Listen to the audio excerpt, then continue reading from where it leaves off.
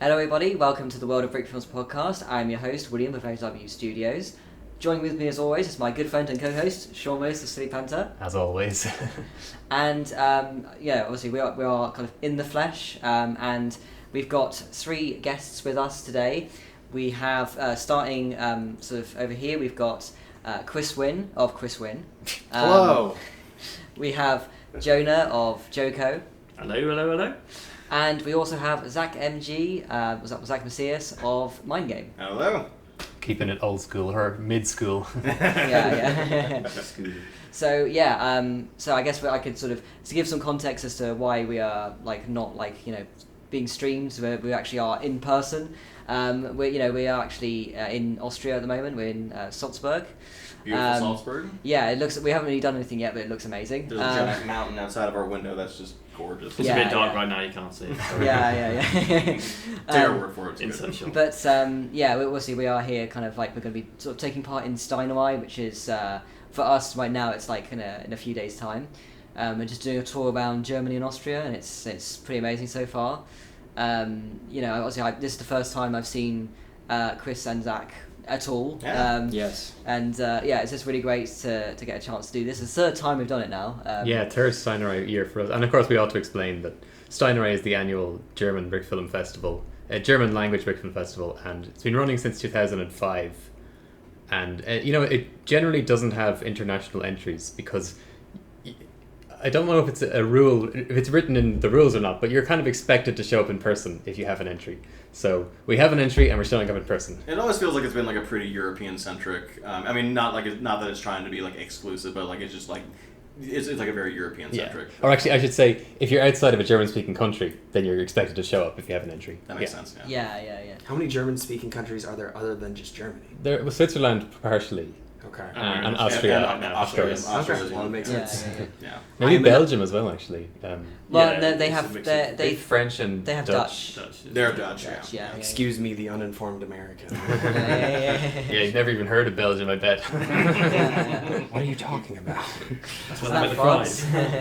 So obviously we are here for Steinerei, but also as well, I guess I should probably give some context to the fact that this was obviously the first episode of the podcast on the Bricks in Motion YouTube channel. Obviously, this isn't going to be the standard episode on Bricks in Motion, unfortunately, unless we can raise the patrons to a few thousand, and then give us money to fly all over the world and do more of these every month.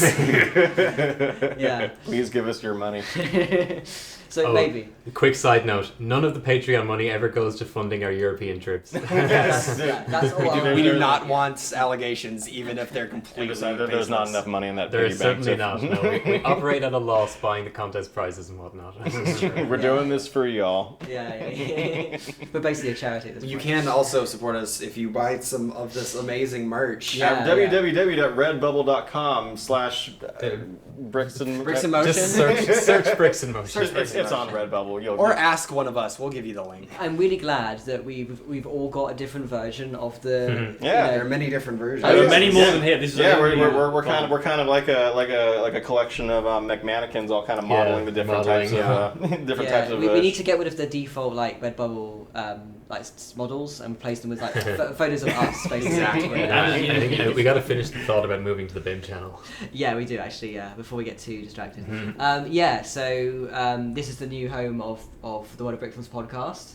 I don't know if there's much more to say. Well, I think it's just a great opportunity to bring it to a new audience, and I guess we want to thank you for having it on your channel for so many years. Because initially it was just your podcast on the channel, and we saw an opportunity. It was like, let's partner up because it is such a great podcast. So many people listen to it, and we just wanted to partner up and bring it over now to the Bricks Motion channel, and it's going to be awesome moving forward. Yeah, absolutely.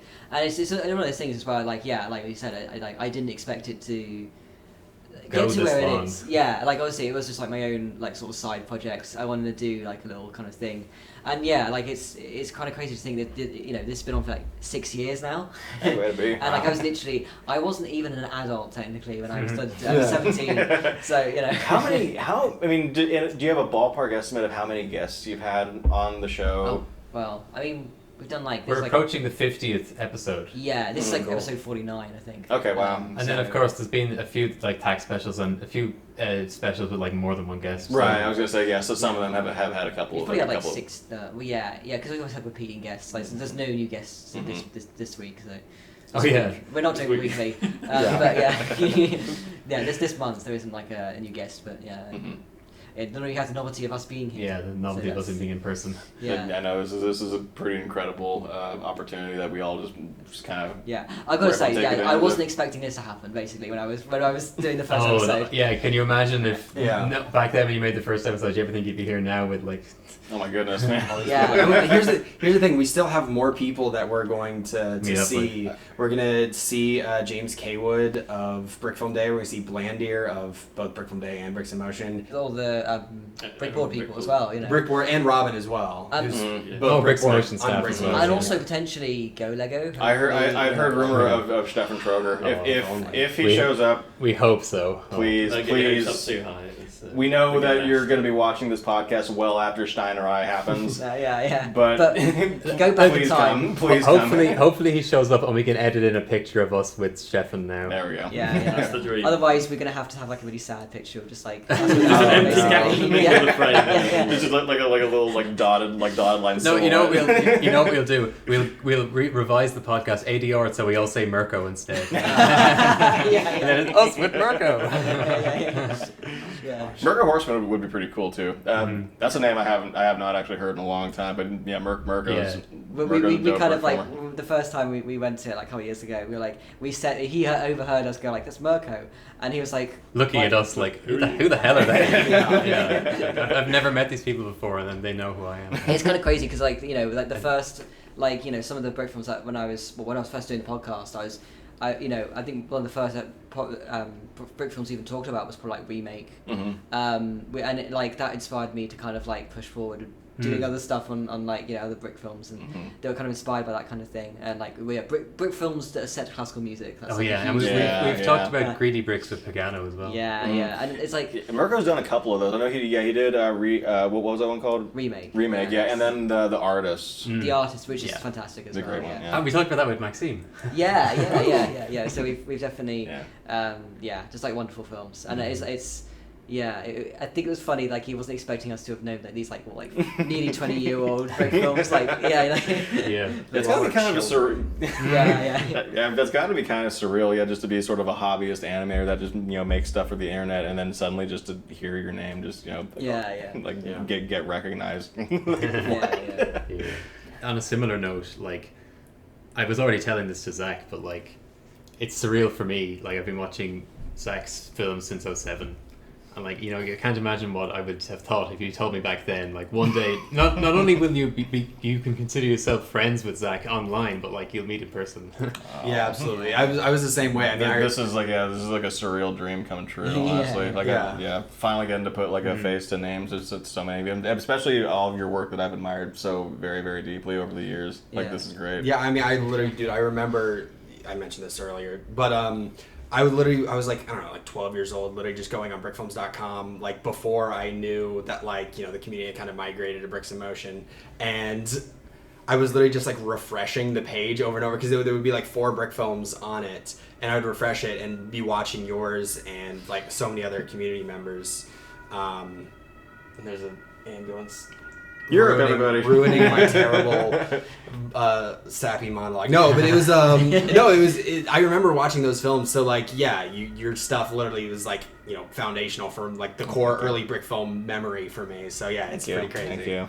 I mean, it's also funny. I think like I guess going back to like the podcast side of things. Like I remember like your episode was like episode 5 of the podcast. Like, it was a while ago, but and I was thinking like at that time like, oh my god, we've got Zach to be on the podcast. Like, and I at that point I was somehow like really early on we managed to get really stacked like group of people on there. Like, I expected it to be a small thing of like, oh yeah, I just keep bringing my friends on, and you know. I mean, you got some really like heavy hitters on the podcast. I accidentally made it like a big thing. Yeah, it kind of snowballed really fast. It became like the de facto, brick filmer interview. And I can imagine that like when you send the playlist link to people, they're like, oh wait, these people have been on, like this is serious. Yeah.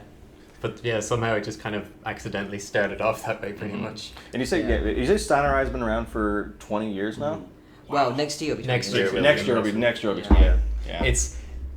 It's just slightly older than Pack. It's the one brick filming event that is lasting. Yeah, the one that's like keeps us humble. The one that has the same name and is as continuous. You know, you could argue that the annual summer contest, you know, it starts in 2001 and then like, you know, Bricks in Motion carried it on after it ended on brickfilms.com. So like, you know, it kind of continues from 2001 to today, but like Steinerei being called Steinerei and Tack being called Tack, like, you know, they go from 2005 each, but Steinerei just beats us. Just edges it out by a few months. It's kind of it was the first twin that was born. And it's funny because when you look at the way it is now, it's like Stack is always before Steinerei. Yeah. And the calendar, but like obviously originally that wasn't been the case. So yes. Thack used to be a summer contest, and now it's like exclusively in like. So we could just like pretend. Really. We could just lie and say like, oh yeah, we were first. We could. I think if we tried to say that, Penta's head would explode, even if it makes us look better. We're perfectly capable of editing this however we want. My allegiance to Bricks in Motion is strong, but to the truth is stronger. Speaking about how strong is your allegiance to Bricks in Motion, Penta? Oh, that's a good segue. That's a great thing to mention. Speaking of which, the things that we do to show our admiration and love for Bricks in Motion, because it's very true. I guess you can hold this on. Are you ready? Well, no, it's on this other one. Yeah. All right. Today we went and we got a little Bricks in Motion tattoo. We went and got Bricks in Motion tattoos. It's the merch design. Basically, and it looks really awesome. It's really cool. They nailed the colors. They nailed the line art really, really well. It's like the outline of that like the Bricks in Motion clapperboard. It's essentially based on Chihuahua's merch design, which of course we're all wearing, so you can see. Of course. Tiny. Look. He changes his name every other week. You should consider yourselves lucky I didn't call him KG. I still think of him as KG sometimes. Or Karate Dude, or Basically, if we want to discuss a little bit of our thinking with this, we decided we didn't like the idea of text because it's not an advertisement. It's more personal. It's classy. And it's nice and subtle, I think. As line art and the colors. It doesn't just look like any black clapperboard. It looks like It's got to mean something more. Do you think you're gonna do? I mean, just individually, do you think you guys are gonna do anything like to color it in or like add anything to it, or are you still probably kind of not? I like it right now. Maybe one day down the road, fill it in. But I mean, I would need more money. Yeah, that's true. I mean, we essentially left it open. You might be able to do some kind of a cool shading thing where it gets darker, lighter to darker. Yeah, I mean, we said like it's better to start it out as an outline and then fill it in more later, as opposed to fill it in now. Although we wouldn't have been able to afford filling it in now. And then we're just like, oh, I wish we'd just done an outline. So it's a good potential starting point, or we can just keep it. Like this. Unless the Patreon money does not go towards tattoos either. Good point. We left it open so that, if we want to in the future, we could for them. I think we're both happy with it the way it is. This is when we announced the expansion to the merch where we actually get a tattoo artist. We'll fly to you. Come to think of it, has anyone ever heard of any other brick film related tattoo? I know Edbound has a skeleton. He's got the skeleton. Yeah, and somebody on the Discord got like a specific minifigure. I don't know which one, but like I know I saw somebody got like a minifigure, like a Luke Skywalker or a Stormtrooper or something. That was our studio. It was Robert Frost. That was Robert. I don't think the duck song counts as it, because I know it's tangentially brick film related. It exists within the brick filmer lore. I remember I think there was one posted on the old forum. It might have been RHG who made Coffee and Carnage in like 07. So that might be the first. Well, the image has long since been dead. So I'm actually not entirely sure if it was a brick film thing or if it was just a Lego brick. But yeah.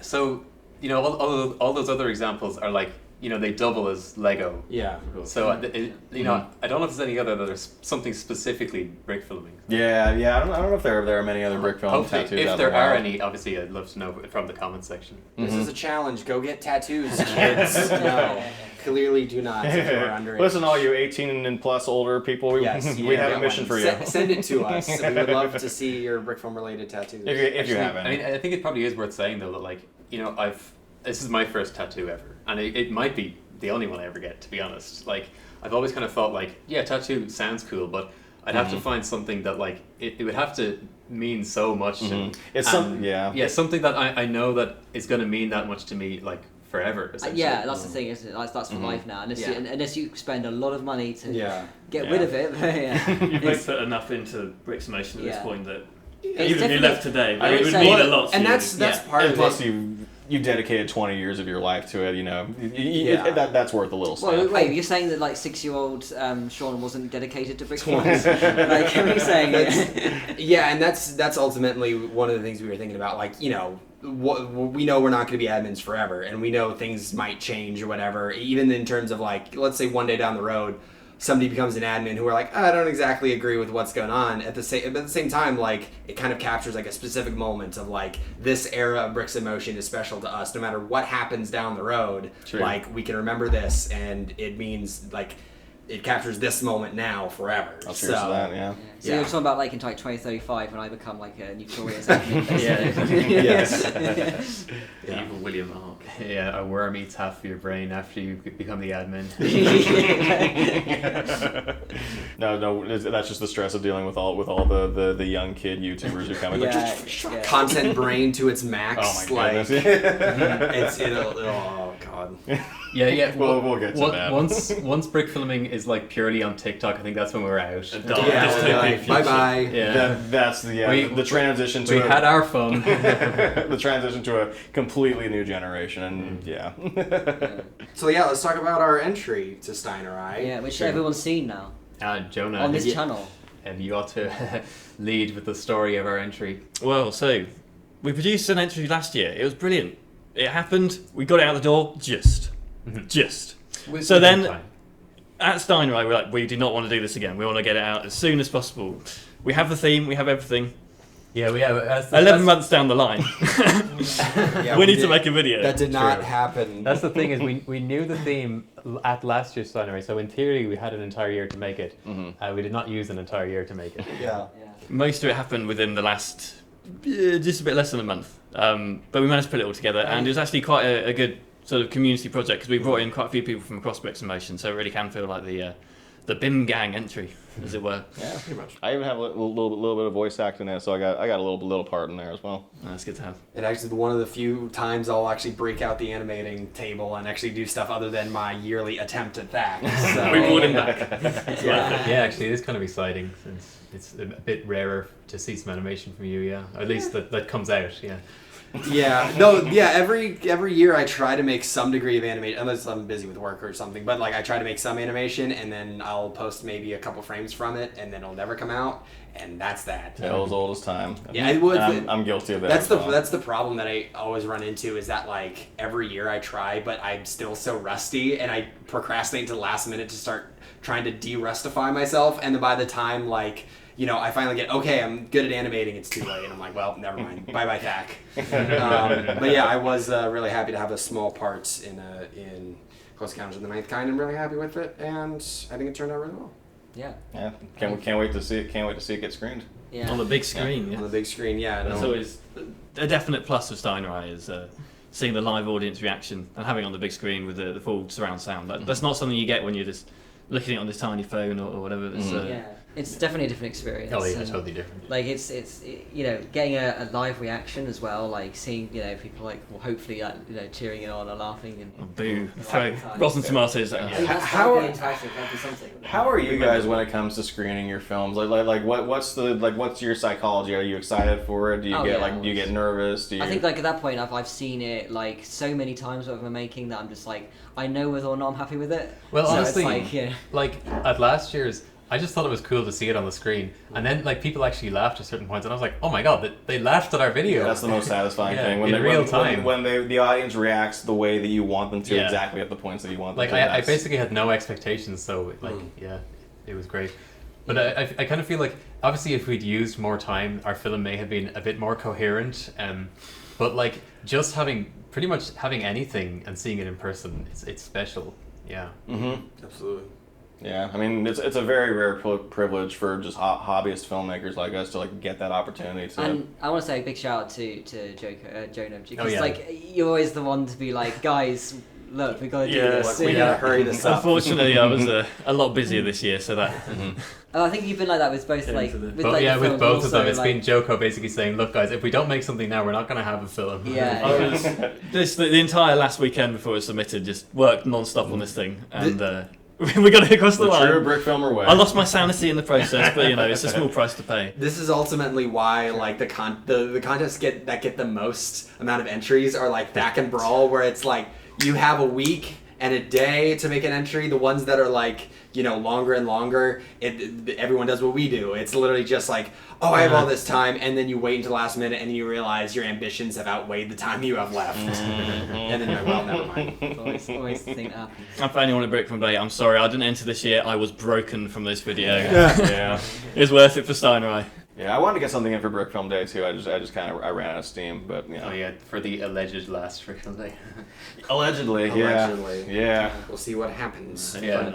It's amazing how many of the BIMA films were Brawl films for BIMA 2023. Yeah, totally. Like, and it's awesome. Like from my perspective as the host, like, even though it's ultimately up to everyone to make the amazing films, like knowing that like, oh, I had a very small part for setting the spark that when became like all these films, these amazing films, like it's a really cool experience. So yeah, but also it means you can make one of the best films of the year in 1 week. It's not really that high a barrier to entry when it really comes down to it. And I think it is a testament to like how like you can make amazing things in like a short amount of time. You just need that right push, and like that's kind of why we want to do Brawl. Is that like Brawl and Thack and other contests is that like you just need that direction to go, because obviously all of us like are the same way, that like we get so caught up on our own projects that like you just need that time crunch to make it happen. You do. And like I've probably said this a million times by this point, but I think the fact that like you don't have the time to kind of overthink your ideas, and I think that's like such an important thing, because it's like well, for one thing, it does make them quite unique, because it does mean that like a lot of them are like kind of almost stream of conscious. Well, Thack is very stream of conscious, I think. But Brawl is a bit more it can be more refined, but it's definitely a thing of like, by the second day or whatever, like when you've if you're not sure about an idea, you just got to kind of make the most out of the idea you've got. That's always what I've appreciated about Brawl and Thack, is specifically that they're themed, like they have like a very specific theme, so you're forced to come up with an idea, because if you don't have any like direction, you can have the freedom to make anything you want. You're just gonna sit in the corner like coming up with like 1,000 different ideas that don't have any like connective tissue. But if you have like a very simple theme like in Brawl or Thack, and like the constraints of those contests, like you're just sort of forced to come up with an idea and just run with it. And I think it is a good way of deterring our own worst tendencies, in that like if you normally like if you have no time restraints and you're like, oh, I'm kind of getting stuck on this, I'll go do something else and I'll maybe come back to it or whatever. With Thack and Brawl, it's more so Thack, but it's literally just like I don't have time to put on other things. I have to figure this out now. And then sometimes that'll get you moving faster than if you have no restraints at all. I also find like your ambitions spiral out of control. You're just like, oh, I can add this and this and this, and well, if you have infinite time, sure, and that's why it never happens. As I think about the films that I've made, during Brawl over the years, I kind of feel as though if I were to do that, I couldn't imagine making those films in any other time. Because it's mad, because I think about the type of films that have taken me literal years sometimes to make, and I don't know, and I see the things I do for Brawl, and it's like it's a reminder I actually can do a lot in a week, and I can't believe I still look back at, the film I did like last year, and I think like, wow, I did that in a week. Like, huge sets, and like there's multiple sets, and like.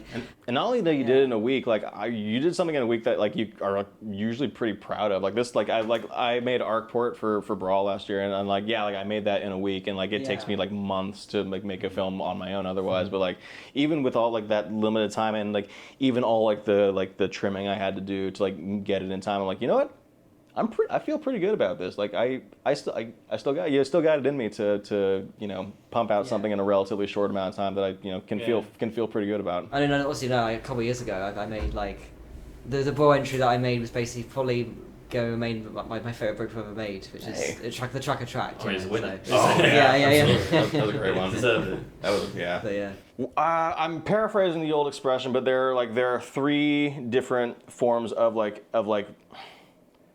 something about like 3 different forms of writing when it comes to making a movie. Firstly, like the actual written script, then what you shoot, and then the last is in the edit. I would almost posit a 4th one is the time constraint, at least when it comes to a thing like Brawl or Thack. I like my dialogue. I like to write scripts. I'm a little too wordy for my own liking. But what I remember is like I had to trim every single ounce of fat off of the script to like get it within time, and I think it made it a stronger film for it. And like it forced me to trim the fat in ways that like I don't think I could have realized or seen had I not had that time crunch on me. So in its own way, like the constraint of the time crunch is almost like part of the creative force when it comes to making films like this. Yeah, you can easily like an extra little bit. Oh, I really like that line, but do you need it? And it's only when it's either the video happens or it doesn't. Yep. Or better yet, can you like combine or like rewrite it or combine like parts of your script like better so that you can like get the same idea across maybe in like 1 line of dialogue instead of like 2 or a 2 or 3. It's from that you was the most efficient. Film. Efficiency is the key word there. I think it's time constraint is right. I think it's it's interesting because it's one of those things where like aside from like something like Cycle Brawl, it's not something that we have necessarily. If we're making films for ourselves, then we have so much. You have the unlimited amount of time to kind of overthink these things. Exactly. There's no overriding studio. But at the same time, we've also got the ability to overwrite or add a scene that doesn't need to be added in, or like, and I think that the fact that it's going to be like, it's got to be as it's going to be or it's going to be kind of situation, but also at the same time, only thinking about the essential things and making it more of a tight thing at the end, Well, William, have you considered that the YouTube algorithm favors more frequent uploads, so that's your time constraint. So we need to be writing the content wave more. We need a 10-second fight scene every 2 days. Our channel's going to die. So good luck producing 10-minute brick films every week. You just need to do Brawl like if you did a Brawl every month, then you can have like 1 brick film. If we did a Brawl every month, we would die. There would be no more brick films, that would be it. I don't think we could like hold a job or like pay our bills. I do actually wonder though, like this is just a hypothetical thing really, but like because I wonder how many like roles you could do in a year where like the novelty would be gone and you would just not really appreciate it. It's funny that you brought up like, oh yeah, there's some Brawl entries as Bricks Emotion Awards, and then we just as a way to segue into the Bricks Emotion Awards, and then we didn't. So let's actually talk about the Bricks Emotion Awards. We could talk about the process of bringing back the Bricks Emotion Awards. Yeah. Well, all sorts of things. Yeah. I mean, it's a big thing, isn't it? Like it's. Yeah. I mean, when last one's like 2016. The Brickfilms Emotion Award went dormant a while ago. I'm trying to remember. Just before I joined, basically. It wasn't around when. That was kind of my dormant years. Back in the sort of time period. I also want to say like 2015, maybe. It was for 2015 films, so it was in 2016. So it was the 2016. Yeah, and I remember at the time, because that's why I was like 15 at that point. I would have been thinking like, why wasn't Lego the Transfiguration on there? Penta, was it your idea to bring it back this year, or? I guess I could take the credit for it. Of course you can. But I mean, we'd have to look through the Discord, I suppose. Yeah, but look through logs. I think it's probably worth establishing that. So like, the community awards like lineage. There was one for 05 films and 06 films they were hosted by Dragoon. The old guard of the brickfilms.com. Those are the Bampas, right? Yeah, the Bampas. And then when I guess Dragoon wasn't going to do them for 07, so then Film Brain came along and did the BAFTAs for 07 to... The Film Brain? Yeah, the Film Brain of Kick-Assia fame, yeah. So he did the BAFTAs for 07 in place of the BAMFAs, and then he passed the BAFTAs to Nathan Wells. And so Nathan Wells was like, all right, the BAFTAs for 2008, it's going to come out. And that was the last we heard from Nathan for like a couple of years. Mm-hmm. So, Nate and I ran the Bricks in Motion Awards together, I think, for at least 1 year. 2 years. Possibly 2, yeah. Yeah, so basically, once the BAFTAs fell off the face of the earth, then Dylan Woodley came along and he was like, all right, I'll do the awards for 08. Mm-hmm. And so that the timing synced up, so that became the Bricks in Motion Awards. Yeah. So it goes back. It's as old as Bricks in Motion, the Bricks in Motion Awards. Yeah. So Dylan Woodley was older even. Yeah. Dylan Woodley basically did the kind of Thanos. Fine, I'll do it myself. Pretty much. Dylan Woodley did it for 08 and 09. Then he tried to do it for 2010, but it's always been such a huge amount of work, and basically I think that like the judges just kind of didn't get back to him in 2010, or only a couple of them did, and so it just kind of fell off, and then Jargon managed to revive it in 2011. I love Jargon. I always say Jargon's that the best. Whenever he comes up on the podcast, yeah. Oh, yeah. I love all of his performances. He's like speaking Jargon's an incredible voice actor. Yeah. He's like, I wish he was still around. Yeah, I wish he was more active. Like, yeah. We miss you. I mean, he like seriously, like I remember I was literally like, when I first started, I was like 13, 14, like he voice acted in, I hope it was only one film that I didn't make, like, and I remember being like, this is too good for this is too good for my quality. Yeah. Maybe we should make it now. No. If only the people that had Jay Silver in their films felt the same way. Mm-hmm. Yes. Yes. To all the kids out there who use Jay Silver for your films, you do not know how good you have it. Like, he is the best. He's very good. So then it fell off again for a couple of years, and that brings us to you. So yeah. I wonder, can you recall anything about bringing back the Bimmers with Nathan? Yeah. Nathan and I, we lasted 2 years, and yeah, like you said, like the hard part is wrangling the judges and like actually getting them to like go through the list of films and make a long list, convert that to a short list, and like vote on that, et cetera. It took a lot of just like constantly having to like kind of prod people. But I was very enthusiastic to do it because I love the institution of like the Bricks in Motion Awards. I think they're just a lot of fun, and I think that people just it's something that is free, and it just people just enjoy getting the recognition for it. But I was excited enough for it. I made even we had this plan to try and do like an award show type thing in chat. Like we usually have the award show in chat, but we wanted to have like little video like cut-ins with like clips from the nominees. We had to cut I animated a little like a little mini animation that was played like in the middle of the show. We want to try and make it a little bit more of like a broadcast thing, and that was fun, but also a lot of additional work. I remember watching that and really enjoying it back in the day. So thank you. Yeah, I mean it was a really cool idea to we're gonna possibly bring it back, and well, I think it was a little bit of a daunting challenge because I think the issue from what I was reading up on is that there was a little bit of a lack of interest, and it was just so much work. But I think that was kind of in the era before we transitioned to Discord, where the forum was a little bit on a decline. Yeah. So I think we found a really good audience now on Discord and YouTube. And YouTube. And on YouTube, it's very enthusiastic. So especially where communication is a lot more instantaneous as opposed to on a forum where it's like. I also think that you touched on something interesting then about the whole judging the system that you had, and I think that's something which you've heavily improved on, and I think that that's really helped you move things forward quickly and in a way that's kind of quite chill and hopefully make it more sustainable going forward. Yeah, more chill. Do you want to actually talk about that bit? Well, I believe it was with your ones that you introduced the rule that it no longer actually had to have been posted on Bricks in Motion to get nominated. I think beforehand it actually did need to have been shared on BIM. So, but I feel like in the older years, pretty much everything of a certain quality standard got shared on BIM. And then as the years went on, there were more and more people who were of... exclusively YouTube? Or? Yeah, of that quality standard. Like for example, Captain America 3 Nazi Zombies, it won sound design in the 2015 BIM. It did, yeah. And Forest Fire was never particularly active on BIM.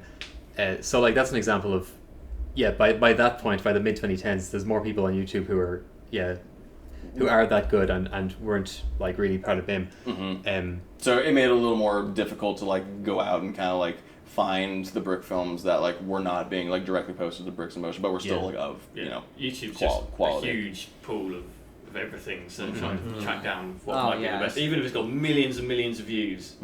Yeah. You might not even find it. That's true. It's like sometimes I feel like we just hang around on Bricks in Motion, so there can be stuff out there with millions of views, but if it hasn't been posted by somebody on Bricks in Motion, we're like, whoa, where'd this undiscovered brick film come from? And even after we had made the nominations and like even chose some of the winners, we still had that in the back of our heads, like, I really hope there wasn't a brick film that we missed that we posted on Bricks in Motion, and I went back and I don't think we did. Like, if the viewers may have something in mind, but chances are it wasn't posted on Bricks in Motion. Well, either it wasn't on Bricks in Motion, or it was close. Or it was close. Yeah, I mean there was a long list. There was a long list of stuff. Like we had multiple sessions of just like viewing sessions, and I think that's one of the things that also made it a lot easier to make happen is that we had multiple viewing sessions where we had multiple viewers at a time, and we didn't have the rigid structure of like you have to be here X, Y, and Z.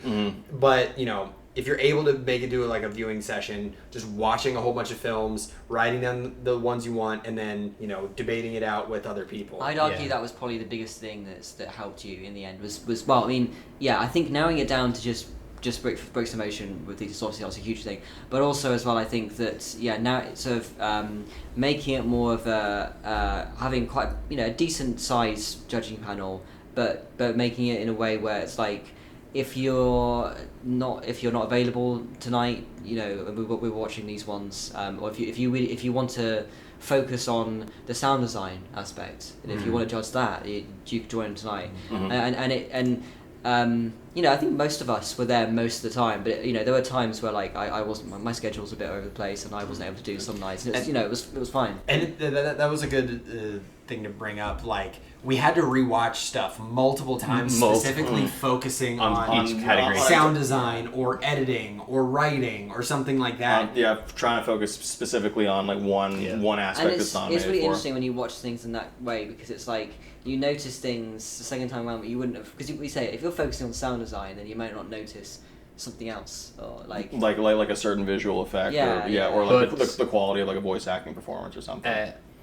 I've started going linearly, so I kind of want to see it through. So by 2014, 2015 Vimas, I was on staff on Bricks in Motion then by that point, so I was also behind the scenes with those. So like on the 2015 one, like I know that you and Nathan were basically saying like it's too much work to keep track of all the brick films that get released on YouTube throughout the year, and wrangling the judges, because it was up to us to try and keep like a long list of all like the notable films from that, and that's just of all the notable brick films from the year, and that's just a lot of responsibility between like two people. And so then it fell off again for the third time, but then it felt like when it fell off that time, we were all saying like, well, the Four Monkeys have been covering the English-speaking world with the Brickfilmers Guild film festival at that point. So it kind of felt like it's not a great shame if it falls off, because they even though we liked the idea of having a broader scope, obviously theirs worked because they had the submission model. Yeah. So then it felt like, well, we could either change it to a submission model, but then that's pointless because then it's the exact same as the BFG Awards. Yeah. So there's no point. If the Four Monkeys, if they decided, oh yeah, we don't want to do this anymore, we might have picked up the submission model, but also like I still like the way that we do it now. I mean, it is work, but at the same time, like I think there's something about.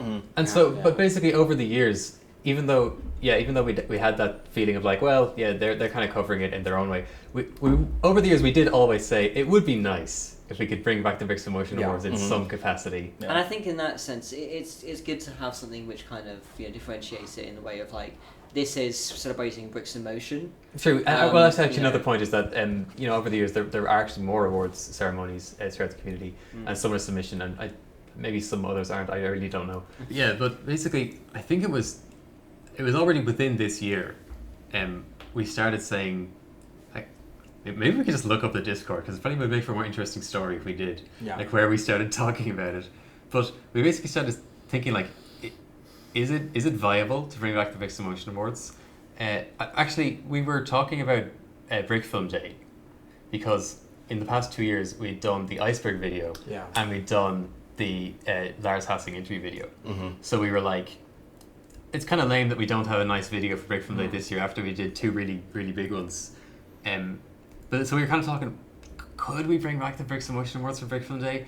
And then we had this idea of it won't be the full landscape, and it won't be a submission model, but we'll bring it, essentially return it to, it has to have been posted on Bricks in Motion. But either on the Discord or the site, or entered into a contest.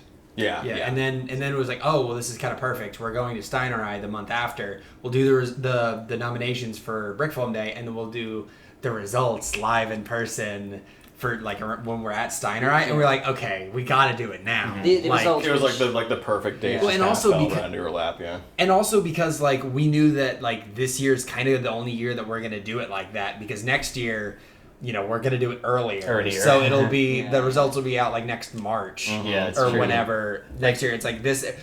We waited too long, but it opened up the opportunity for something even cooler. In person. Yeah, I mean, obviously we're fully aware that it's too late. Like right, yeah. But like I think in the I think like we can all agree that this live stream for went so well. It went amazingly. Yeah, the live stream that has definitely happened. That we've totally already done. I remember. It went great. The one other thing was, because we already had the idea already within 2024, which isn't ideal. We had that moment of like, well, it's not viable now, is it? Because that would mean we have to go back through everything posted in 2023 and make a long list. So we did it anyway. Yeah, it's like, how likely is that? Not very likely, but we just did it anyway. I mean, it's what had to get done in order for it to happen. Yeah, they haven't gone stale. They're still good. Yes. We're gonna do. Well, we'll talk about voice acting real quick, and by talk about it, I mean don't talk about it, because Zach right here is one of the nominees, and we will not spoil that. In a roundabout sort of way. It's not his own film. Yeah, it's not his own. I star in the film, in a film that was nominated too. He's in Lego Frankenstein, and it is a nominee, so we will not talk about that one just yet. We essentially had this idea that we'd have a kind of a large pool of judges, but if they were in the running for a category, they weren't allowed to see the judging for that category until their film got knocked out. Yeah, I have absolutely like no idea what any of the behind the scenes of like certain categories. Yeah, and even if it was kind of low in the process of like, oh well, maybe, I don't know, like they were not in the, because we had it on a Discord with each channel being a different category. They weren't in the channel until they were it was out. Ruled out. Like they're not in, then they're not nominated. Then they could be added to the discussions for complete fairness. I guess that's another change we should explain, is that in previous years you had to try to get ballots from all the judges, but this year we tried to make it as easygoing as possible, as casual as possible, by doing it in a Discord with a different channel for each category, and so instead of needing somebody to watch everything and rank everything all in one go, we basically we did group watches of the entries and group discussions of the entries. Some on voice, some on text, and also even though we didn't have a ballot, we did insist here's kind of what the consensus is looking at. If anyone has any disagreement, let us know, so that way we don't. We didn't want to feel like people were kind of in the margins of I kind of want to let us know and we could debate it out. There were a couple choices that kind of got ultimately swayed in the end just by people just a healthy discussion, and a couple of rounds of different polling just to get a sense of where the judges were leaning towards in certain categories, and some of them were a little more unanimous or more kind of like a runaway for certain others. It was neck and neck, and it demanded a much further in depth debate. I'm going to work backwards on the document I've got here. So next is Best Original Score. The nominees, we got Cogs, Crisis, Final Notice, Gone Camping Episode 3, If You Gotta Go, and Unwavering Dedication. And the winner was Crisis. Oh yeah, and Jonah doesn't know about this. Yes, this is all. This is all. So we're going to do this especially for Jonah now. We're going to be announcing the winners. It's my personal award ceremony. Personal ceremony. Yeah. This is all a ruse. They give him his own personal ceremony. So Crisis was the winner with this one. The music. it was kind of a lock. It was a lock. It was. We all pretty much knew, like, okay, like Crisis is definitely like the top, top tier. I think to me this was the easiest category to just call. Like, I mean, also of note, we saw it at Steinerei. Yeah, first saw it on the big screen, full surround sound. I mean, that's the way to see it. You guys all knew. You're like, that is gonna win for best original score at the Bricks Emotion Awards next year. If we bring it back. Yeah, we were like, if we had the Bricks Emotion Awards. Yeah. Do we remember if it won in Steinerei? It was the Audience Award winner. Yeah, it wasn't on the score. So, of course, we ought to explain, because Crisis was designed arranged by Yetko, also known as Tiara Films. And I do remember, like, obviously we saw it without subtitles last year, but, like, we still enjoyed it greatly, and particularly the music. Like, it's phenomenal. And the music is by Brickstorming, and Yetko and Brickstorming have worked together often. And, like, I feel like the music...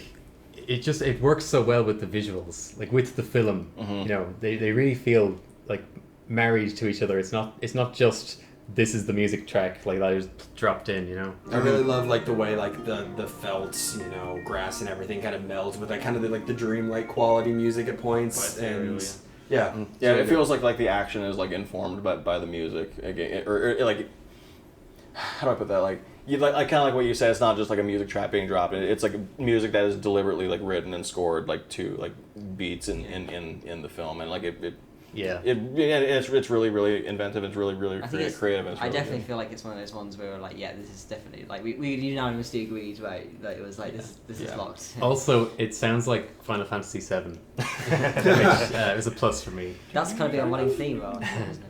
Like just in the sort of the instruments, kind of the way, just some of the way it sounds. Yeah. Not the actual melodies or anything. But yeah. That was best score.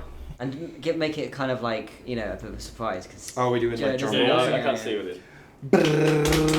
Oh, I have to say the nominees first. I'm sorry. I'm screwing this up. Hey, well, this is my practice. Definitely not my practice for live stream because we already did it. Yeah. You did so good job. Yeah. Next, we got best visual effects. Nominees are Avatar and Lego What If, Baptism by Fire, Legend of the Blade, Lego Home Alone the Movie, or Lego Home Alone the Movie, as it's called. Tales of the Jedi trailer and Lego, and The Void War Great Horizons, and the winner is Void War Great Horizons. Yeah, that one. I mean, I felt like another kind of a lock in that one. Just the ambition of the scale of that film alone is incredible. It didn't only have like, you know, sort of really impressive CG, but also had like some really good like claymation stuff, and I think kind of counts as special effects, right? Like it's almost a signature. Yeah, it does slightly get into that weird area of. It's an ongoing debate between what falls in the animation versus what falls in the visual. Like, I think in if you were going to think about it in the same way as like a film, like a live action film, like it would be the equivalent of like prosthetics. And CG kind of thing. Yeah, because the baseline is the brick film. That's what makes it not just any old stop motion. Yeah, and it blends. You know, it all blends. That's in really the thing well. is like since this is a Lego Stop Motion Awards, like obviously clay is animation, but we're not going to consider clay animation for the animation category. Right. And and it's all about like an alien species that's very like not Lego. It's you know this otherworldly thing that, you know. I think that there's so many cool. I mean, there's so many cool effects to say across the board with like. There's some really cool kind of like those sort of sequences that are kind of like in like a different, like an other world, which were like I don't know if they were completely like just completely rendered CG, but they were like genuinely really cool sequences. I really enjoyed. And there were some really like some of the cool like either vision or like dream sequences that are like the super effects. Yeah, they were just like mind bending, and it was really cool. Yeah, it was a very ambitious film, and like they actually pulled it off. It felt like the scale they were going for, which is. I think it's kind of it's one of those things where like I feel like, you see a lot of brick films with real ambition, but then they might, I don't know, I feel like special effects is one of those things that's really hard to do well, and it's like. I just thought it probably is worth clarifying, just in case anyone has any doubts. We did watch it in full. Yes. We all paid the €3. However much it was to join his channel, the Patreon, for the member. Well, it was either Patreon or the membership on his channel. And also, I guess we might as well say, as he does support us and Patreon, that you guys should also, support him. I think we should support him regardless of whether he's a patron or not. No, not because, yeah. He gives us money, so go give him money. Yeah, no, but I mean, like, you know, go watch the full thing. Go, you know. The Void War is a very long brick film. I would say it's a very, very long brick film. It's, you know, ambitious, like we said. It's a long brick film, but a normal-sized movie. Yeah. I was really impressed by like how immediately I was compelled by it, like how like immediately I felt myself get hooked by the story. So like it's worth. It is worth the time investment.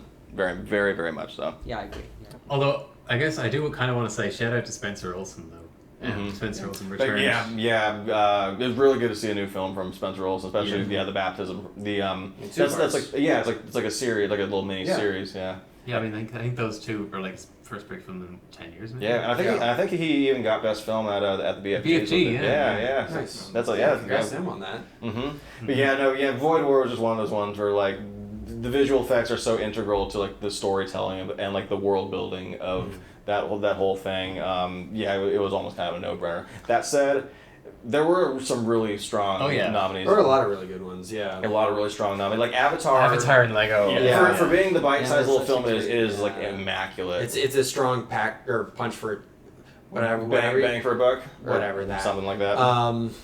For the short runtime, it makes the best use of it, so. Yeah. That one was really good. And like I love the range of special effects as well. Like Lego Home Alone the movie. Home Alone really surprised had a lot of really me. good stuff. Home Alone in there. really surprised me. It was like a different type as well. Different type, yeah. That's what I love about its nomination is that it's not like what you would typically think of as brick film visual effects. But it's one of those classic kind of things of like you can tell it's someone trying all these things where like they may not have made brick films before. They may not be like that clued into like the brick filming kind of norms. And it results into like making some really creative decisions. And fresh. that kind of, I mean, you can never get enough of that kind of like magnet car thing. The magnet cars are so cool. That's a good I got through not even half of that when I first saw. I'm like, this is in. Like this is nominee for me. This is one of my picks. I mean, I watched the whole thing, of course, but like I got through half of the thing before finishing. I'm like, okay, like I'm totally on board with it. Sound design. So the nominees for Best Sound Design were Danju in a Book, Picked Clean, The Pickpocket of Steam Central, and Void War Grey Horizons. And the winner was Picked Clean. This is a really good entry, and that was one of those that like we went back in the context of sound design and just picking out. Picked Clean. Indeed. Just a lot of the really, really good sound design that's going on in there, like the way the ambience works, and not just the same ambience throughout the entire thing. It's like depending on the time period or even the same time period in different phases, like the sound design changes from like just different ambient tones that just gives it a three-dimensionality that I really, really like. Especially as it gets into like the more surreal parts of the like the dreamier and the more surreal parts of the story that go on. The sound is like very much like a front and center storytelling tool, of that film. Like the story is. I mean, visually, of course, but like so much of that is just like the effectiveness of that is derived so much from the quality of the sound. I think it's married so much with the visuals in terms of really just making it feel like a full that vibe is really succinctly put together. I think the sound design is one of those things as well where like I feel like it'd be very easy to kind of think that like It has to be the film that has the most sound design or like something like that, or like it's the most complicated. But like sometimes it can be really just like it's just the crafting the world. Yeah, and it's used as a story device, and it just feels like even if it's quite understated, it can just feel like it really adds something. It really kind of accompanies the rest of it, and I think that's kind of maybe what I mean, at least. How I feel was Picked Clean was that like it just feels like it's really just part of it just adds so much to the atmosphere, and it just builds on just all the other elements of Picked Clean that are also fantastic. So it's one of those things like the special effects where it's often a weak point in brick films. The focus is quite often on animation, so when a film like that comes along where they've really put a lot of thought into it. It sounds like it's kind of the last thing people tend to learn. The good thing about having these BIM awards, which do separate out into the categories, so we actually give a highlight. Even if a film came along that wasn't so great in another area, not that this one is, but you would then give a showcase to the sound design and go, look, this really can boost the film. Yeah, like I hope people do appreciate that. Yeah, we do put individual thought into individual categories, and something that's probably worth mentioning is we did have the discussion of should we expand it from 5 nominees in each category, and we kind of decided we'll keep it as 5 nominees in each because it really makes it an achievement. Mm-hmm. It's like you really have to be a cut above in just that individual category. Mm-hmm. And I think it's also worth pointing out that, like, you know, we're in that kind of situation there's so many films that are like got excellent sound design that we're going to have to cut out of that list. But it's not a fact. Yeah, I think it's not like a matter of like, oh, this, you know, if we had 6, then there would be enough good ones. It's generally like, you know, we're having to really consider all of these ones. Mm-hmm. So it's, you know, yeah. And for the record, if we end up expanding it to like 6 or whatever, that's not us going back on what we're saying. Mm-hmm. It's more so like, there's just so many good ones. We can add more, and it still feel like it's worth it. And it's great to, you know, in these sort of circumstances, it's great to celebrate when people are doing these things and, you know, really well. Mm-hmm.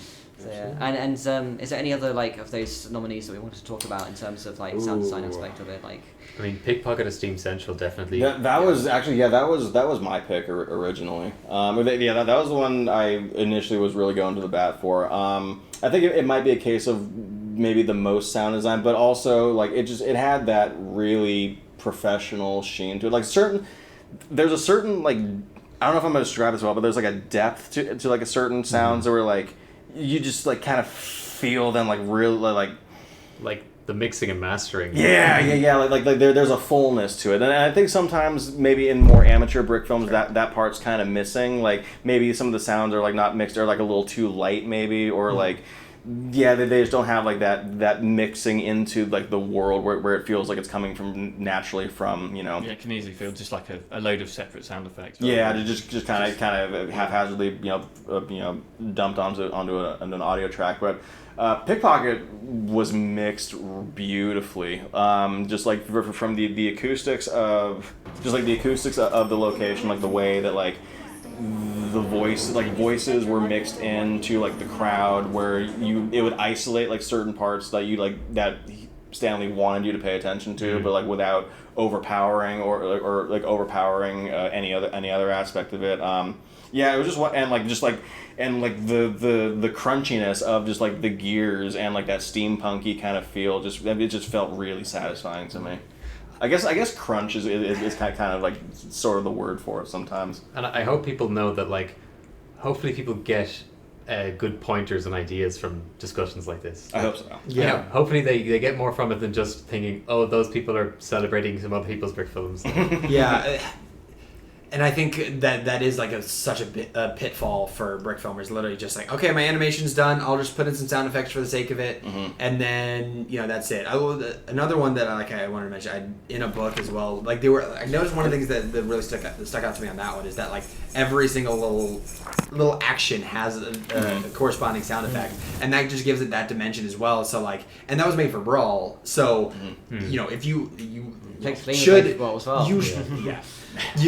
you should have the time to like give yourself the time in time contests like this to carve out enough time to do sound design. Unfortunately, I guess these are evidence. Pick a Clean being for Brawl, you can you do have the time to make it amazing. Yeah. But unfortunately, that's sometimes what happens. I hope this doesn't make it sound like I'm telling it too much about myself, but just I want to talk a little bit about my experience with Brawl and doing sound design.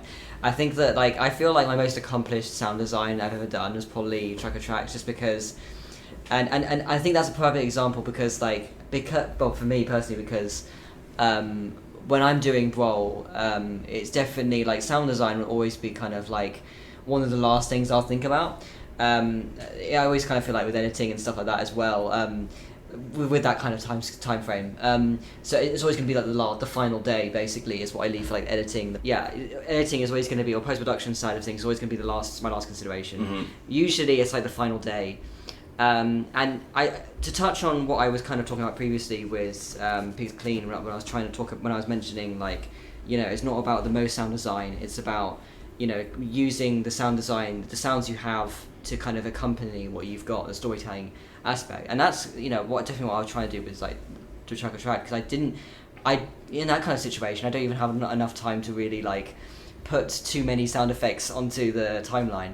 And I think it's just like but then I still feel like I even with that time crunch I managed to make probably my most accomplished sort of sound design to date. Even though like I spent years working on other things, but that's just like sometimes it's just when you approach sound design as a storytelling tool, I think you can change things quite a lot, because you don't want to treat it's such an essential part of like the film. You don't want to just treat it as if it's just kind of like I put this sound in and I put this sound in, and I don't know. I think that's a really important thing to consider. Sounds should be as deliberate a choice as any other aspect of production. And I think the saying is like 50% of what you see is what you hear. I mean that is absolutely true. 100%. And I've seen far too many. I've tragically seen far too many otherwise excellent brick films just fall on their face because of bad sound design. That's picked clean in a nutshell. It's perfect. 50% visual, 50% audio. Like that's exactly the entire package. And that's probably what put it over the edge. Yeah, what made it win. Yeah, because like I said, it's such a storytelling tool in that it becomes part of like the film's core identity. Yeah, and just to be clear, it's not because it's a Boyle film. I think it does show you what you can do in Boyle. Especially the way that ambience is used really effectively in that. I did just have the thought that we already mentioned that a number of these are Brawl films, and it's of course because like certain people are competing at a pretty high level in Brawl, and they're making more like film style entries. It's not content. Yes. But that's what we like to see. The most recent podcast we did was actually with the winners of Brawl, but it came out kind of late. So, if people are really listening closely to all of these podcasts, they're going to be thinking, man, these people really love those Brawl entries from last year. Next up, we got set design. The nominees are Avatar and Lego What If, In a Book, Love and Literature, The Odyssey of the B-59, and The Void War Grey Horizons. And the winner is Love and Literature. Amazing. Okay, we're getting really biased on these Brawl films.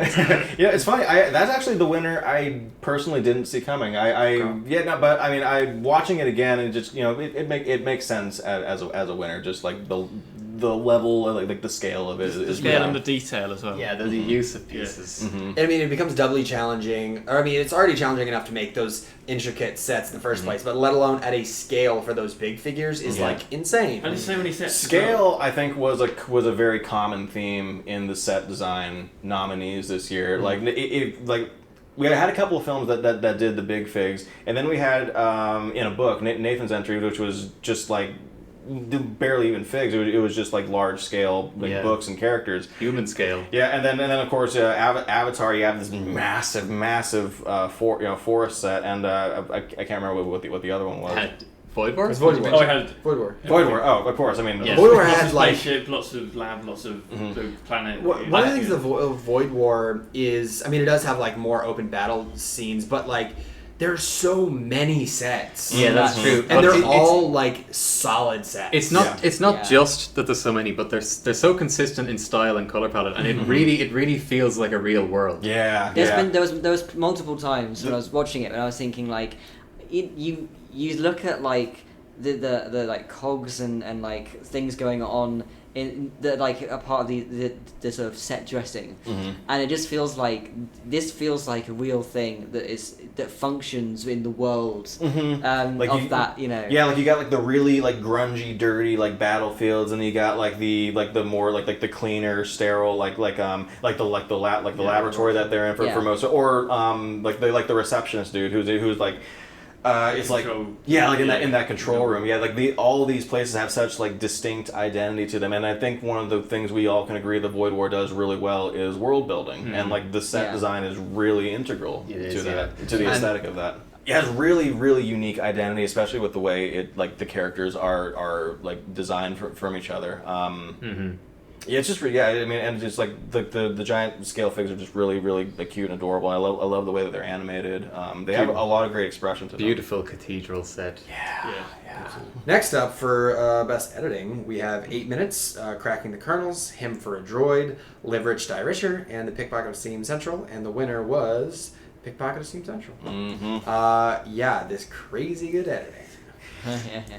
I think what is so remarkable. I feel like I'm like stealing all the thunder here. I apologize, but what's so remarkable is just like the shot choices in Steam Central are so good. Like the sense of perspective, especially for that like the little girl like pickpocket character. There's like one shot in particular, and it's doubled with the sound design. But it's her. It's like early on, she's walking through the station, kind of like eyeballing her next target, and like there's a part where like the camera focuses on like the lady as she's kind of having like a mindless chat with somebody, but just I don't know, the way the scenes just transition, like you instantly understand like, okay, this is like that's her mark, like she's got her like, and she's trying to avoid being detected.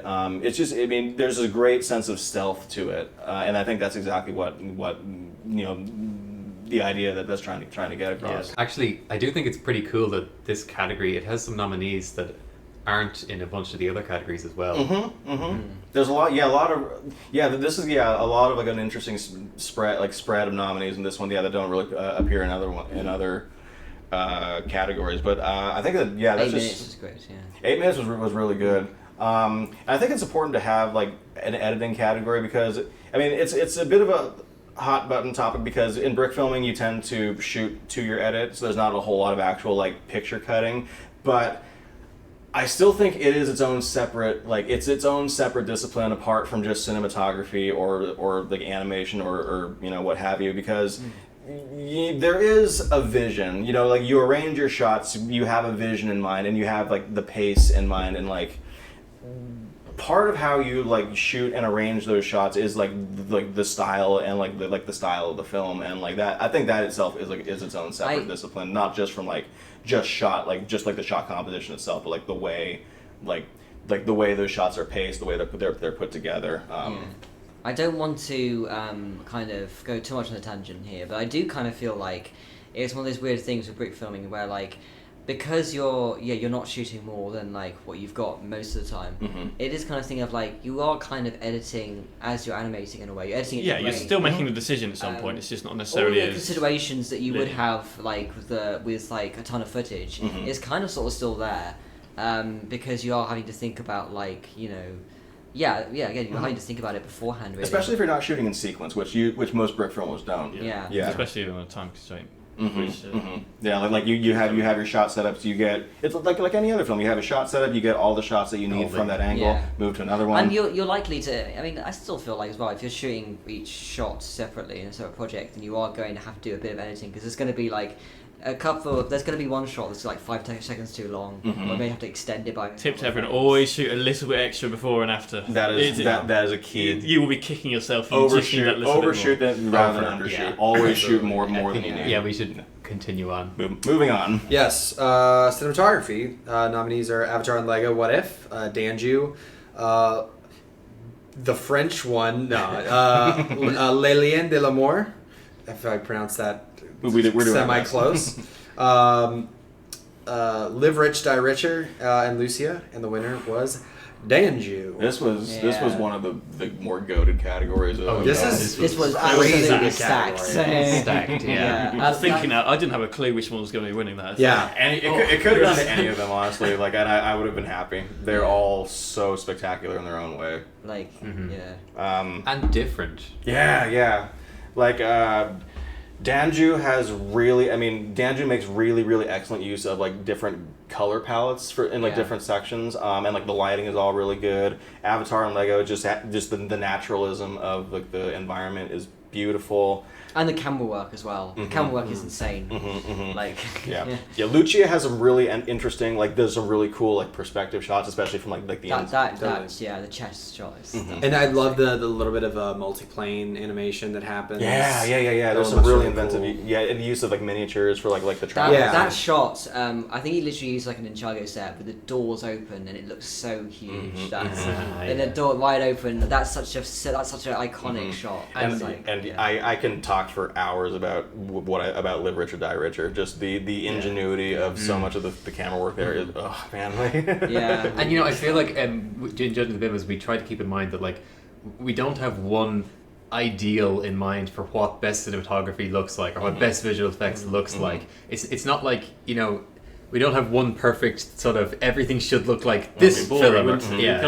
So like Live Rich Die Richer looks completely different than the others. And it is very contextual in the way of what is, when people ask like what's the best way to do well, and whether it be Counter Strike Brawl or Thack or whatever, like what is the thing to look out for the most, and like really it's just about vision and like the entries that do the best deal with one unified vision, and every element works to come in and enhance that vision and that style and that tone. And the cinematography of Live Rich Die Richer does that really well. And the cinematography for Danju looks really great and enhances that experience and that vision and that tone. So you can't say, oh, make it look like this and you'll make it look great or win best cinematography. It's all contextual. Exactly. It's very much the intent of the director, and also just to not leave it out. Lian's that one is just really beautifully classical. Like it's got like great like the orange teal contrast, some really excellent close-ups. I love that one visually. Cinematography wise, that's probably my favorite element of that film. It's like. And the lighting, the different like colored lights works fantastically. It's really beautiful. There's some really stand out. There can only be one winner of this category. But honestly, this category is just a showcase. Yeah, absolutely. Next we got story. It's a stacked category. We got another one.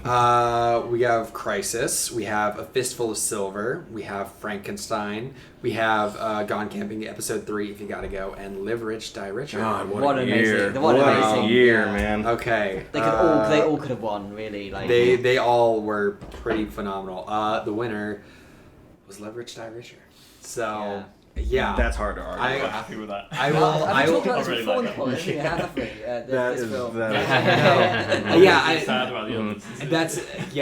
This is my soapbox. You guys talked about Live Rich, Die Richer endlessly. Yeah. It's just like it's so good in terms of its story and its storytelling, and like I talked about this, kind of when we did the Brawl results, but like it's one of those films that talks about faith in a really interesting way, and like that's a conversation that we have, and I don't want to get too into the weeds of that, but like there are a lot of films about faith and religion, and particularly in brick filming, there are a lot of them where like, and I don't want to knock inherently like religious stories with a message or whatever, but a lot of them are very like direct and in your face, and like have the idea of faith as something that either that's inherently a given, or does it in a manner that's just like, okay, or there's like a single way to obey faith. Exactly. And I think as well, like there is this element of I think for a lot of people who they have this idea for like the message they want to say, but the message overtakes the story. That's like a sidetrack here. Live Rich, Die Richer did really good story and screenplay. Correct. Yes, and if that was not in 100% clear, it touches on those themes in a really deep and meaningful and personal way, but in a manner that enhances and is the core of the story. Yeah. And not only that, it visually illustrates it in a really beautiful way too. Like I don't want to give the ending away, but like there's a monologue. There's like an extensive monologuing at the end, which kind of attaches into the themes you're talking about. But the way it's visually portrayed, it's almost like a dreamlike, surreal quality to it, because there's like this evolution of nature that's happening around them. Like they're like dying on the road, but like as they're talking, they're almost kind of like entering like their own like dream or heaven state, because like they're by a tree at one point. There's like all this overgrowth. They're talking about like just like the nature of life and stuff. It's beautiful. Kind of rebirth and kind of like going back to the beginning of when they're in their youth, and such a incredible. I almost forgot about that. and it's incredible in the way that like if you watch the first half, it is very silly and goofy, and it could have just kept going on that way and being silly and goofy and like high energy and everything, and it would have been awesome. But it takes that turn in a way that like if you write that down on paper, I'd be like, are you sure about that? But it manages to pull it off in spades. I feel like it's another thing. Serious brick films, it's very hard to pull off well, and you need to know the tone you can achieve with funny little plastic figures. Yeah. And by starting off with that sort of framing, and then everyone's been drawn in at that point, and then you can get into the more deep stuff, and everyone's on board, and it really works. And this, And another thing as well is that like another thing if you wrote on paper is that like the guys who play the cowboys, even though if those characters were real, they'd be in their 30s and 40s or wherever, even older, and they're played by younger guys who are not in their 30s and 40s, and they're playing the voices a little bit gruff or whatever. If you told me that, I'd be like, okay, good luck, and it still works. And also, this is kind of a sidetrack. One of the things that I do want to mention is that like.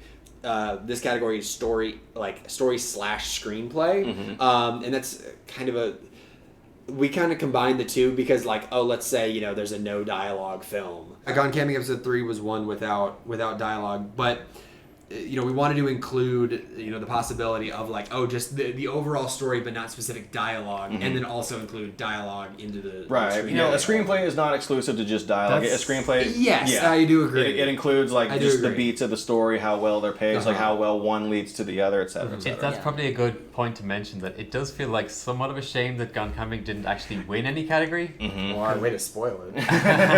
This comes out after. Yeah, hopefully, if you're listening to this, hopefully you've seen the results by now. Right. I really wanted Gone Camping to get. I think I voted Gone Camping in maybe story screenplay personally, but Gone Camping is just so funny. It's just a fantastic film all around. And I think maybe the last note before we move on to the next one, all the screenplay nominees I think exemplifies something unique about what makes a great screenplay. Yeah, Live Rich, Die Richer, it takes that goofy premise and finds a way to find the grace notes in it.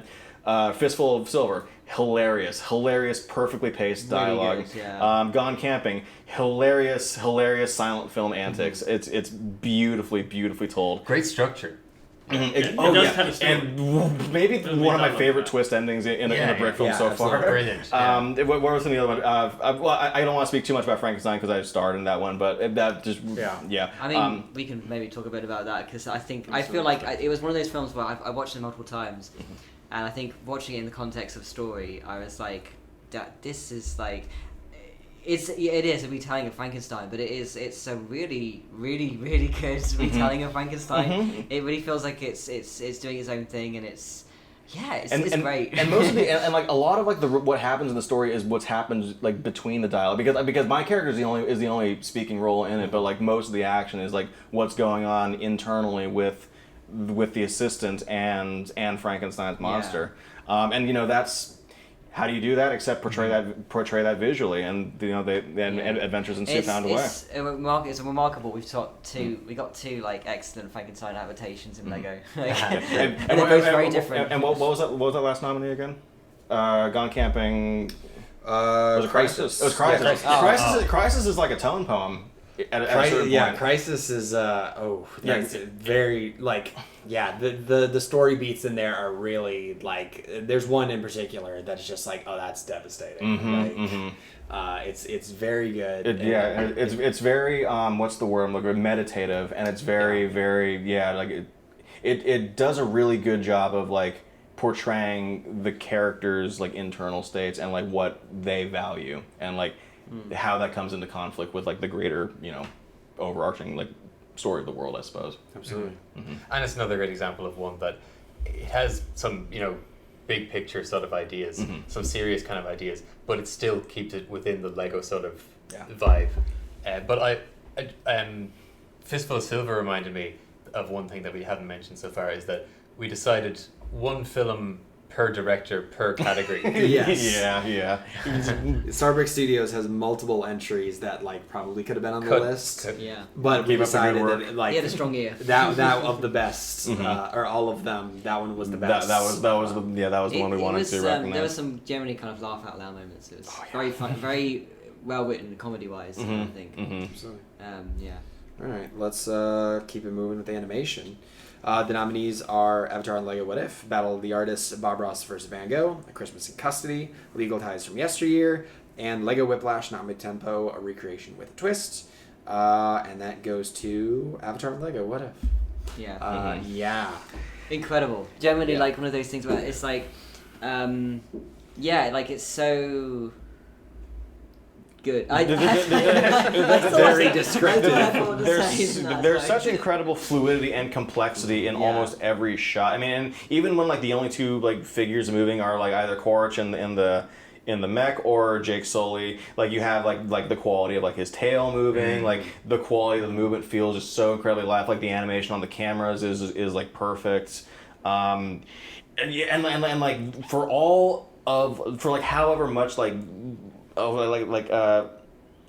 there are like almost no error, like animation errors, and there's so many like little things that like could be bumped or could be like like there are so many like a million ways that the animation could go wrong, but like they nail it. Like you got the mech and smashing the glass. That scene blew my mind, man. Especially because it's like a roofed like itty bitty little like room, and I love that bit towards the end where he comes out in the wheelchair and he has like the rocket launcher and he goes and the physics of the rocket his wheelchair back. Yeah, it's just like such a amazingly detailed kind of like animation, and it's like I feel like it was really close in a lot of categories. It's like it's just it's like one of those things where it's, yes, it is a recreation, but it's there's so much talent goes into recreating it in that way, and obviously it's not just a full-on recreation. It's not like perfectly one-to-one. And it's just like, I think it's one of those. It's really kind of like there's so much detail that like. Yeah, it's so intricately. For as like a bite-sized little film it is, I think just pound for pound, just like second for second, there's like that really cool breathing animation when he's in the pod as well. Yeah. I did actually have a pretty hard time with this category because there's a lot of good ones and they're pretty different from each other. So I wasn't sure what was gonna be my. We have some good variety in this one. Legal Ties from Yesteryear, I think, is an interesting, really great cartoon. Is a unique kind of animation. Well, I think it really it was like the standout kind of like low frame rate, cartoony animation. There's some he really knows what he's doing with it. They made it work, as I'm sure I said on our previous podcast. and we would have said it so many times before. When it comes to the whole idea of like when you have low frame rate, every single frame counts so much more. But there's so much playful kind of like animation. Like the running around the table was such a good one. That's so good. But when I was having trouble like trying to decide what I was going to pick, I decided to go through some bits of them frame by frame to just to get more of an idea. And what I noticed about Avatar and Lego was that like it's always switching between 2s and 1s. And it was just so impressive to me. Oh, wow. I might need to go back and scrub through that. So, like, when I do 24 and 2s, I mean, I might do the occasional one during character animation, but usually it's just character animation on 2s and camera on 1s. Yeah. But, like, to know how to logically wrap your head around, like, which frame needs to be a 2, which frame needs to be a 1 to make it look the way you want, like, it just blew me away. That's mastery right there. Yeah, absolutely. It's just higher level than what I do, so, yeah. And then also, do we talk about Battle of the Artists? No, we haven't. So Battle of the Artists is another one that like it was a close one with basically all these entries, but like there's just so much going on. Isn't the person who made Battle of the Artists only like 15 years old? Like, he's young. Like he's 16 or 17. Yeah, but like it's still like. I was amazed when the BFG Awards came out and they had the like 16 or under category, and then Brick History was on there for Battle of the Artists. I was like, a 16-year-old made that. Exactly. Yeah. Like it's so good. Like I mean, like just like the quality of like and we're gonna say like the effects animation on like a lot of the attacks. I mean that's the hot debate. What is visual effect, what is animation, but it all just looks so fluid and so smooth and and it's so well thought out. Like the idea of putting into the idea of like making painting kind of like this sort of like super magic power thing, and it's so playful and sort of fun to watch. And it's so fluid. It captures the fluidity of painting. I think that's something which is really hard to pull off in Lego, where everything's a rigid brick. I think there's a really nice parallel between that and like Legal Ties this year, where it's two styles which are very different to each other, but they're both done perfectly in their kind of like in their lane of what they're trying to do, basically. Yeah. All right, so the big one is here. The final category, is it? This is it. This is best film. So the nominees are. Well, we opted to do more nominees just in this category. Yes. Crisis, A Fistful of Silver, Frankenstein, Gone Camping Episode 3 If You Gotta Go, Live Rich, Die Richer, Love and Literature, Lucia, and The Void War. Joko, what do you think won? based For on best film, I mean, I haven't been judging this whole way through. That would be a hard choice. You can't just pull this. You You don't have to. based on the amount of discussion we've had on the best film nominees, which one do you think would take it? I wouldn't even begin. Honestly, there's so many things. It's a film. It's a complete film. It's a complete package, film. and that's the point. Everything has to be not just stand out. It's got to all work together. You can have really good separate elements, but they've got to be pieced together to make it. You're right. Complete film. And I'd have to look at all of these very deeply to. But based on our discussion, let's keep the suspense going. I think you raise a good point it's a there. cop-out if I pick the right answer anyway. It's like, I didn't need the judges. I could have done it all along. I think all of the nominees here actually were nominated in a different category, but I think that it would be theoretically possible to be nominated only for best film. Yeah. Like even if it's not like the highest tier in just an individual category, if they all if it just comes together as a cohesive vision. A film need not be like particularly outstanding in like every aspect, but just so long as like all the aspects are solid and come together to form a really solid whole, then then there's absolutely no reason that shouldn't be a best film. That's what a best film is. I've seen brick films where I think like that wouldn't be nominated in an individual category, but it's one of the best brick films I've seen in the year. Sometimes. All right, well, I will give you an incentive. I will give you €10 right now if you get it correct. What's the complete list again? Let's Okay. So you have to spend it while you're in. Steinerei. Crisis, A Fistful of Silver, Frankenstein, Gone Camping, Live Rich, Die Richer, Literature, Lucia, and Void War. See, I've got a bias. I really like Live Rich, Die Don't gamble, Richer. kids. I'm gonna give out. Kids, don't gamble. It's all of the things. I don't know. €10. Void War's long. It's Okay. got everything. It's got all the time for everything. Is it the most complete package? Give it a. I think you should think about story. Is that Yeah. like in terms of? I mean the not story. I mean the categories we talked about. Yeah. The Well, films that's kind of giving it away, the isn't film. Yeah. Redacted. Pretend you didn't hear that. He's giving it away. Hey, I mean, it could be any of them. Is the point? just choose one. I think he doesn't remember what one story. Yeah. Wait, crap. Yeah. I was gonna go with Live Rich, Die Richer anyway. You just won €10. Oh, congrats! No, you won it for him. That was my gut. That was what I wanted to win this. Yeah, it's like think about story. Yeah, I wonder. Yeah, live rich, die richer, man. Because like we were talking about, sorry, I mean, we did talk a lot about. We talked about multiple ones that were also in. When you say story, which one do you think he's gonna think of? Yeah, I did nearly pull Crisis in. When you said story, that was like, oh, hang on. Okay, fair enough. I concede. Fine. Live Rich, Die Richer is in my head is the. To be fair, it wasn't like. It wasn't clean cut, like a clean cut. Like it was. We had to debate best film, obviously. It wasn't picked. Like it's not just which one won best story. Well, that one's gonna win best film. Like it's not that easy. No, it doesn't not work at all. like that. And this one was a big debate. This category, absolutely. I mean, as it should be. I mean, this is the big one, isn't it? Yeah, It's the best picture. And yeah, like there are several films I would be very happy giving this one to. Like Gone Camping, like it could easily be an alternate for me. And like I think any judge who had a different favorite, you know, they basically said like, okay, like the one that, the other ones are like I'd be happy to see them win because they're all that good. Yeah. But Live Rich or Die Richer was just unlike anything I've ever seen in a brick film. I think it's right. It does. You know, the fact that it, like. I don't know. I feel like it just achieves. I feel like it does achieve being the like overall film, like you know, the best. It's almost like kind of transcendent in a few ways. Like it does things I've never seen before in a brick film, and like the way like what we were saying before, the way it kind of starts off as sort of like this goofy thing that works its way into something really deeper and more meaningful. And it's interesting because like it's done stuff that like you can probably find in other brick films, like shooting out in the elements or like including like people in the animation. Yeah, like it does stuff that you'd be like, oh, well, I can point to this, or whatever. But like, it still finds a way to feel fresh and creative and energetic, and the music choice is perfect. To go with like the beat and the vibe of the whole thing.